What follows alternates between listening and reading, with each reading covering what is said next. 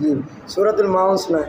اعوذ باللہ من الشیطان الرجیم۔ سورۃ الماؤن مکیہ۔ بسم اللہ الرحمن الرحیم۔ ارأیت الذی یکذب بالدین فذلک الذی یدعو الیتیم ولا یحض علی طعام المسکین فویل للمصلین الذین هم عن صلاتهم ساہون الذین هم یراؤون ویمنعون الماعون۔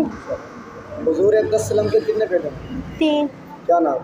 حضرت سیدنا قاسم رضی اللہ تعالیٰ عنہ، حضرت سیدنا عبداللہ رضی اللہ تعالیٰ عنہ، حضرت سیدنا ابراہیم رضی اللہ تعالیٰ عنہ۔ حضور اقدس صلی اللہ علیہ وسلم کی کتنی بیٹیاں ہیں؟ 4۔ کیا نام؟ حضرت سیدہ زینب رضی اللہ تعالیٰ عنہ، حضرت سیدہ رقیہ رضی اللہ تعالیٰ عنہ، حضرت سیدہ ام کلثوم رضی اللہ تعالیٰ عنہ، حضرت سیدہ فاطمہ الزہرا رضی اللہ تعالیٰ عنہ۔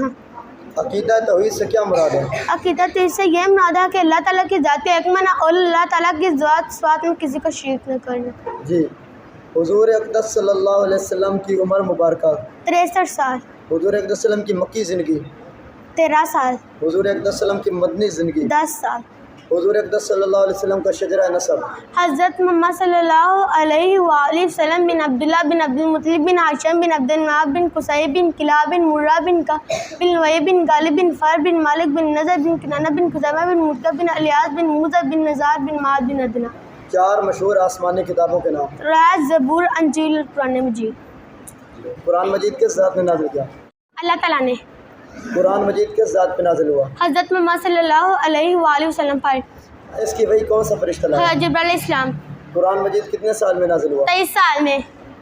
قرآن مجید میں کتنے پارے ہیں؟ 30۔